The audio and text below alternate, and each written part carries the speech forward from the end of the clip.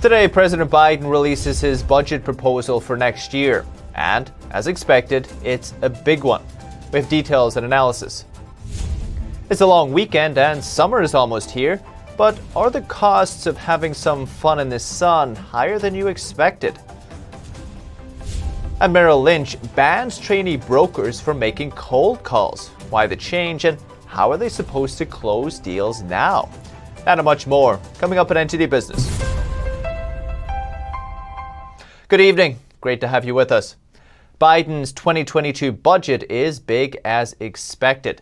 $6 trillion makes it the biggest budget since World War II when you compare it to the size of the economy, and with a projected deficit of $1.8 trillion. If passed, expect higher taxes and bigger government. The proposal is a 37% increase from 2019, before the pandemic bumped up spending. It incorporates Biden's infrastructure proposal, the American Families Plan, and other spending for the Pentagon and domestic agencies. Also more spending on education and climate change too, and taxpayer-funded universal pre-K, childcare, and guaranteed paid leave. The government will rely on taxing businesses and the rich to pay for it, apparently. And the plan, though, faces strong opposition from Republican lawmakers. Senate Minority Leader Mitch McConnell says it would drown American families in debt, deficits, and inflation. But it is just a proposal. It's up to Congress to implement it and implement it through tax and spending bills. Vance Ginn says releasing the budget on a Friday evening before the Memorial Day weekend means the administration isn't too keen on discussing the details. Ginn is a former associate director at the Office of Management and Budget. He's now with the Texas Public Policy Foundation. I got his thoughts on the proposal. One thing that I notice is just more dependency on the federal government, more expansion of the federal government, more than what we would expect any other time, and definitely more than the average taxpayer's ability to pay. When you think about how this budget just for fiscal year 2022 would be $6 trillion. And if you just increased the budget by something like population growth plus inflation, that's more than $1 trillion more than what would be a responsible American budget, which is what we released recently at the Texas Public Policy Foundation. And so this is heading us in the wrong direction. This is heading us towards a larger government, more dependency by Americans on the federal government as a whole, and more debt. I mean, on average, per American, this is increasing how much we owe in debt by $40,000 per person. And that's on top of the $80,000 we already owe. So this is just a massive increase in the size and scope of government. Looking at the details of the budget, who do you think it's going to help and who do you think it's going to hurt? Well, one thing I think is that this is going to lead to more inflation. And when you think about inflation, that ends up helping debtors because that leads to less amount that they're going to have to pay in a nominal value in actual dollar terms, right? But this is ultimately going to hurt many people that are in lower incomes. Their wages typically don't rise at the same rate as inflation. And so this will mean that their real wage, the amount that they can actually buy of goods and services, will go down.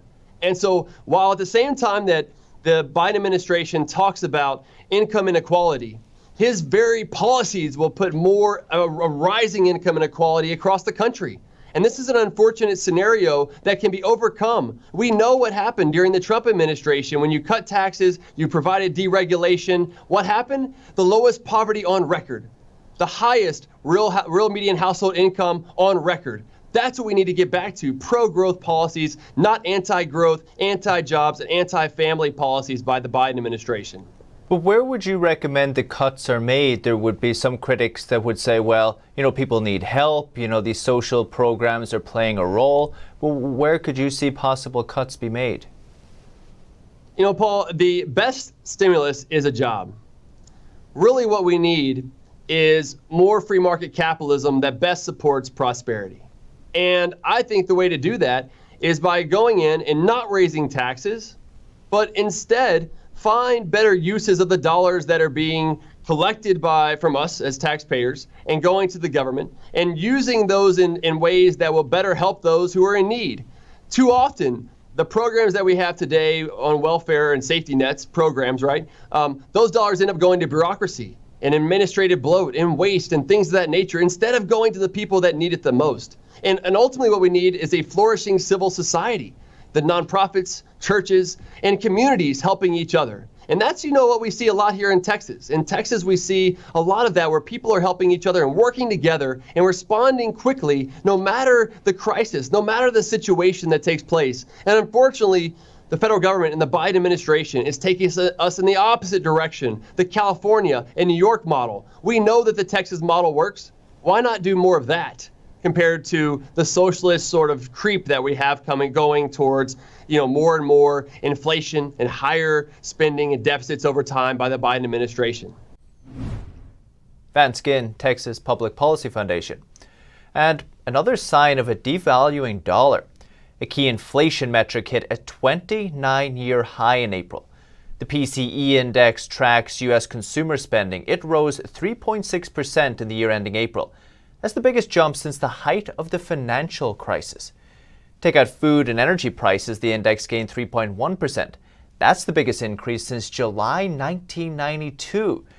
And higher prices obviously make it harder for Americans to make ends meet. But while prices went up, incomes went down over 13%. That's as the effects of government stimulus wore off. And so how will changing prices affect your Memorial Day weekend? Well, there is some good news, but there's also some bad news. NTD's Phil Zoe has the details.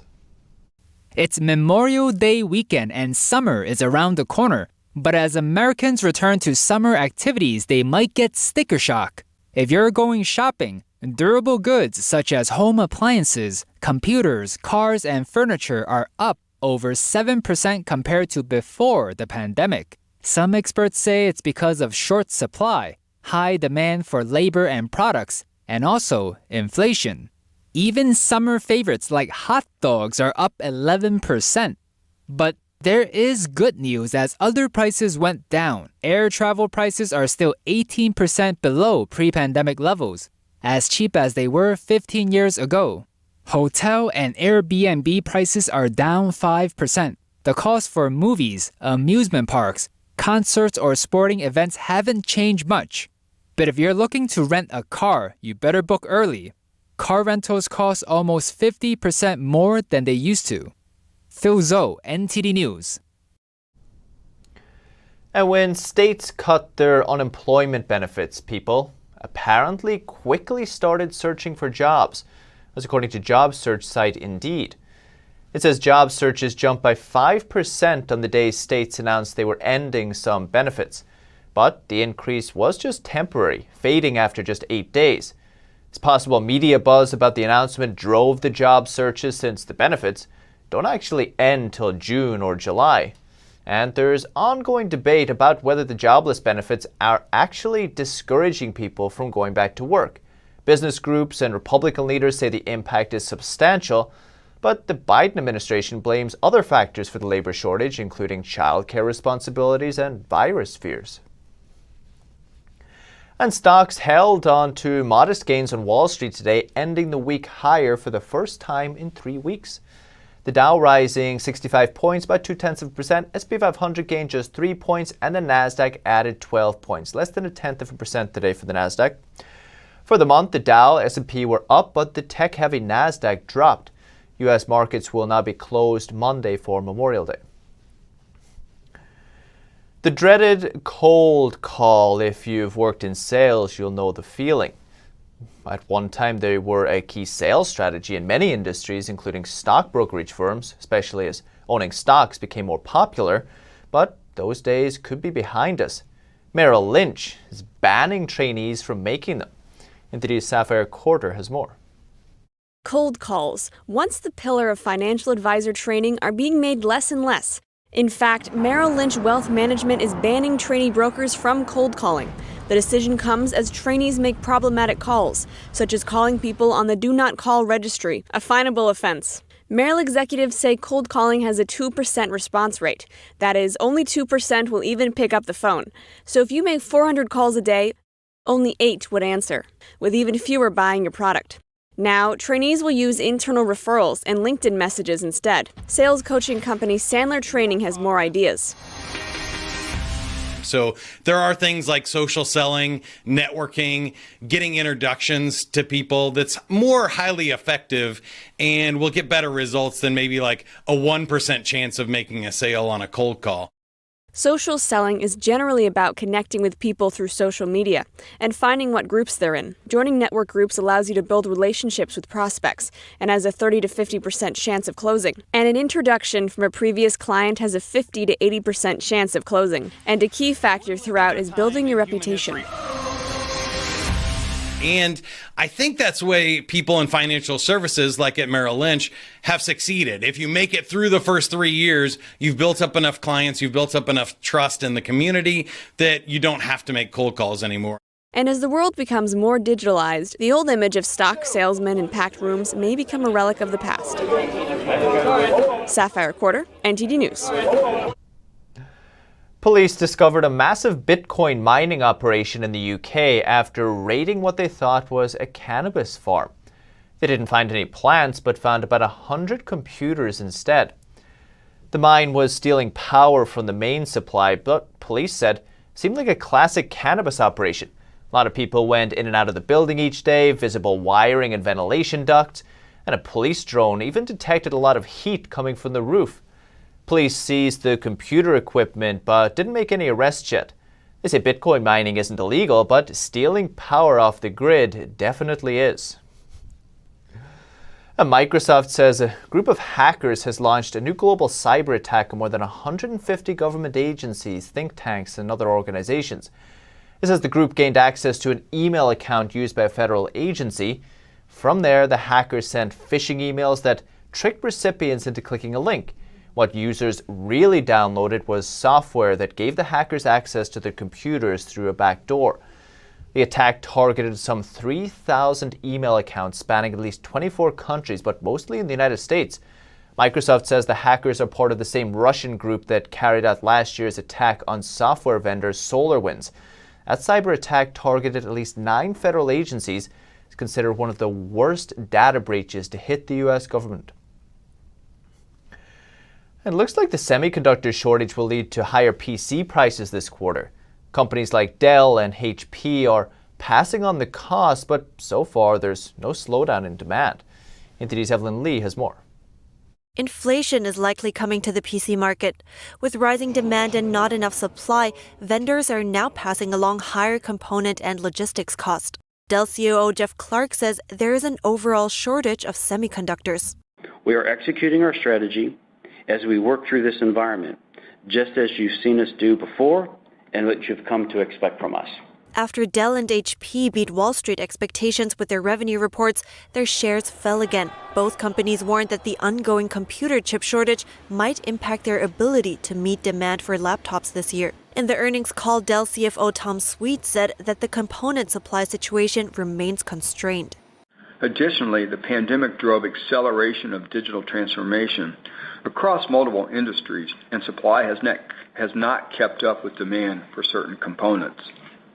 But despite the global supply shortage in chips and other parts, demand remained strong for Dell. Despite industry-wide supply chain challenges, CSG revenue was up 20% to $13.3 billion, driven by ongoing high demand for remote work and learning solutions.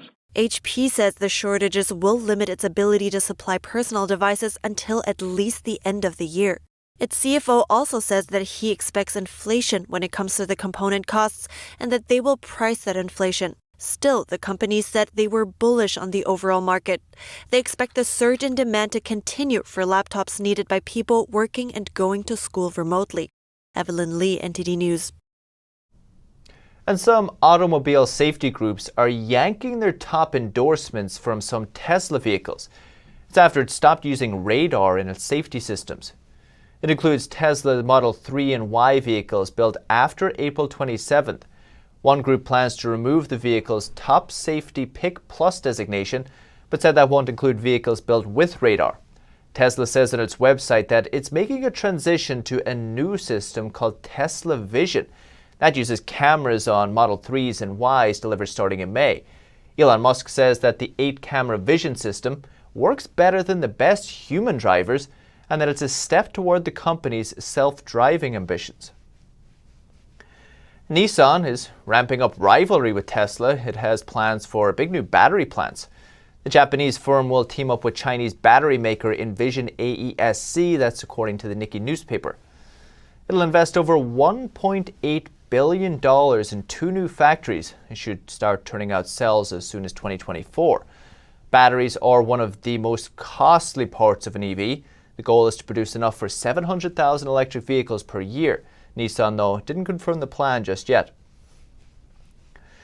Beijing is reportedly pressuring China's largest audio streaming service platform to drop its plans to list in the United States, go for Hong Kong instead. NTD's Patrick Hayden has the details. The Chinese regime wants the country's largest online audio platform, Ximalaya, to drop its plans to list on the US stock market. Sources say Ximalaya filed an IPO in the US in April and was expecting to raise about $500 million. But Beijing wants the company to list on the Hong Kong Stock Exchange instead. That's likely so it can keep a tighter ideological grip on the private media company. Concerns are also that US regulators will have more access to the company's audit documents if listed in the US. Chinese regulators, including the Cyberspace Administration of China, are pushing for the Hong Kong listing.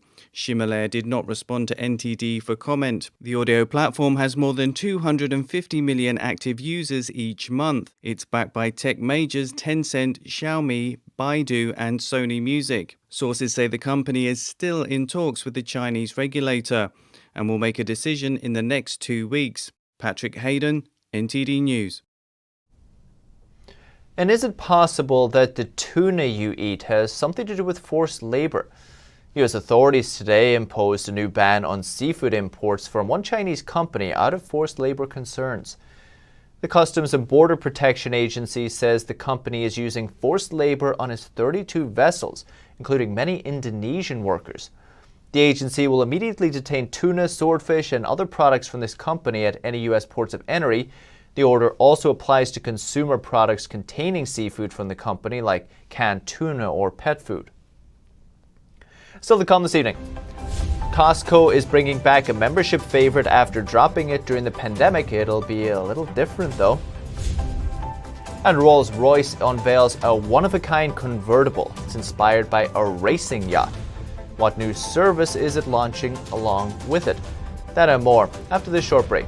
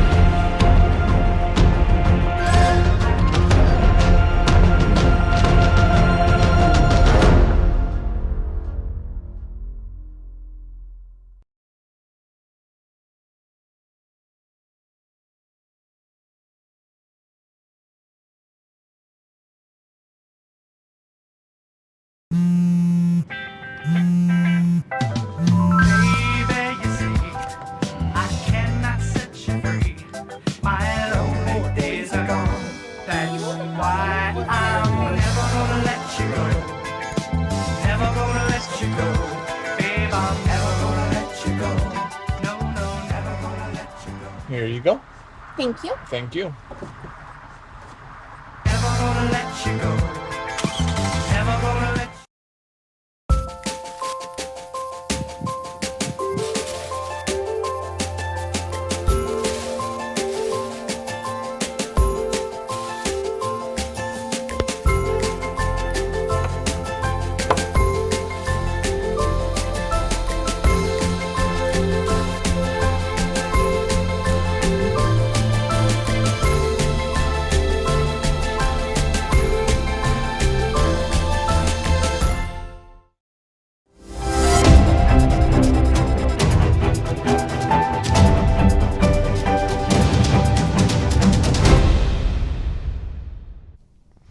Attention Costco members, one of your favorite things about warehouse shopping is coming back: free food samples. The company says they're returning next month. Costco got rid of samples 14 months ago when the pandemic hit, but they'll look a little different this time though. Workers will prepare the samples in smaller batches behind plexiglass and hand them out one at a time. Costco is also making changes to its food court. Stores are bringing back indoor seating, but with reduced capacity and physical distancing, but some locations are also adding outdoor food courts. And not known to shy away from opulence or luxury, Rolls-Royce has unveiled a new car inspired by racing yachts. NTD's Eddie Aitken shows us what the company calls a masterpiece of art.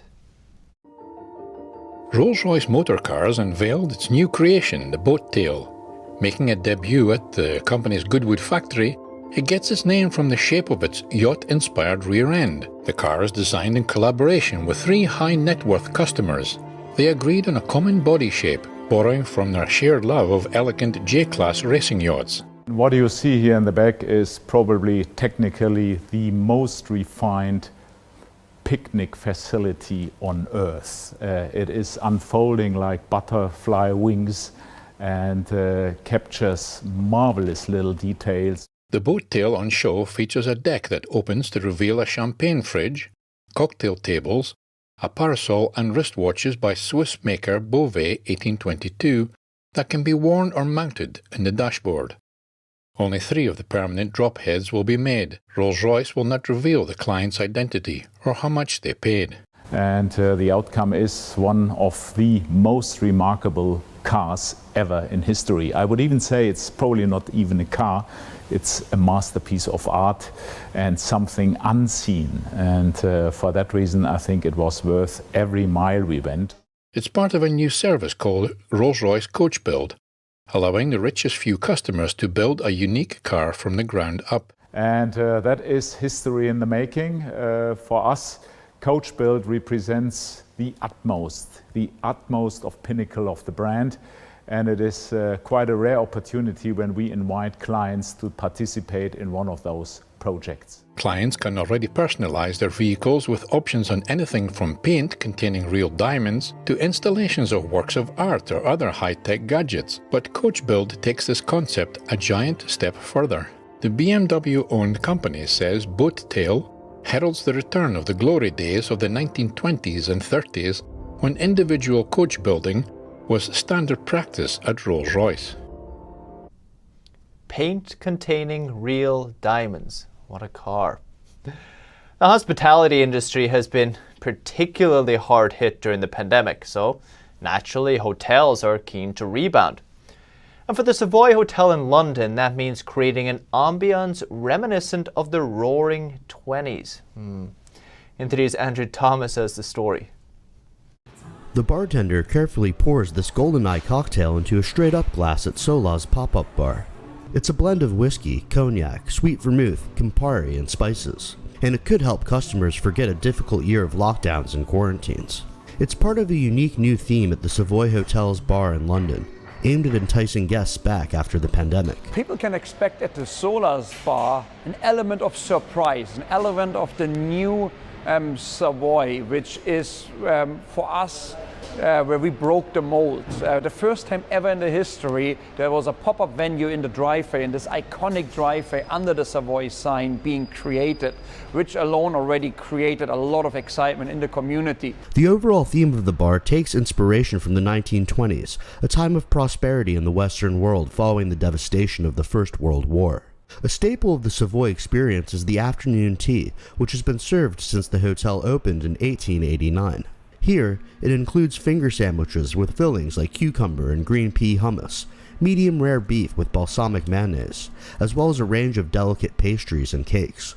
As government social distancing restrictions ease and hotels begin to open up again, the Savoy is also sprucing up its interior to welcome back guests to the wider hotel. So the Roaring Twenties theme, as part of our Solar's concept, we considered the fact that there's a lot of similarities to the 1920s, which was a very difficult time in history as well. People came out to celebrate, to socialize, to be cheerful once again. The Savoy's new luxurious seafood bar offers oysters, lobster rolls, gravlax, and blue scallop ceviche. While the luxury offerings may be a bit of a gamble, they're certainly part of an all-out strategy, one that will hopefully fill the hotel's halls once more. Andrew Thomas, NTD News. As the latest business updates for this week, you can still catch NTD Evening News with Stephanie Cox, starts at 6:30 p.m. Eastern. For NTD Business, that's all for this week. Thanks for watching. Have a great weekend. We'll be here on Monday if you want to tune in.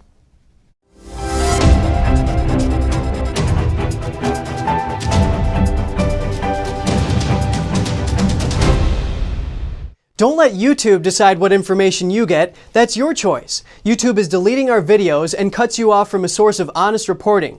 Make sure you don't lose access to NTD's news content, and take a quick moment to subscribe to our newsletter so no matter what happens here, you'll keep your access to a trustworthy news